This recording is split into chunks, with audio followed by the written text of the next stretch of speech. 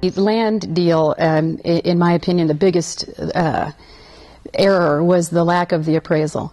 The council is tasked with the stewardship of our tax dollars, and as such, they should be have it in their mindset a requirement to the highest and best use of resources. I'll have to say, when I got onto had I known, you have to remember my first interaction with the town of Gilbert was on the Citizens Budget Committee, which was in the fall of 2009. Had I known that they had done that land deal just several months prior to that, I wouldn't have sat 1 minute in those meetings. That would have been my, absolute firm, understanding that there was no budget shortfall. You just don't spend money like that and try and project or portray a budget shortfall just a few short months later. You have to have a little bit more of an understanding of what's going on, the big picture, and that certainly leads me to believe that they didn't. What they did was they took a very large chunk of town resources. They bought a depreciating asset and basically devalued, from a return on asset standpoint, devalued, our resources down to virtually nothing. They're not going to have any use of that land for 17 years, and we haven't even approached the subject of what is our liability in the town of Gilbert for basically sponsoring an active farm with town-owned equipment. We haven't even talked about that.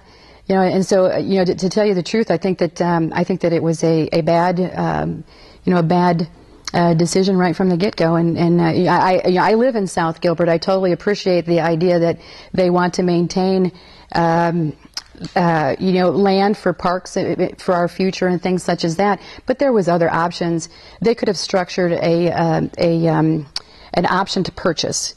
For that same time frame. I've read in the paper where the deal had already been under construction and under negotiations prior to the actual acquisition in 2009, and that it couldn't be stopped. I find that very difficult to believe. The real estate market in the valley, in the country, and in the valley had started to tank already in 2006. Either they have some really poor, negotiation techniques, or they, simply had, some sort of unrealistic expectation of what was going to happen. So that's probably a lot longer answer than you guys were expecting, but it's. And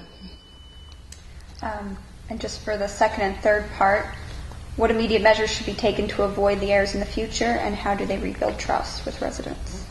Well, I think that the things that need to be corrected are a fundamental understanding of normal business practices.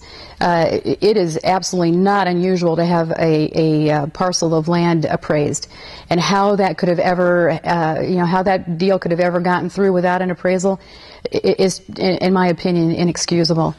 As far as how to rebuild trust, wow, is that a loaded question? I'd say new people.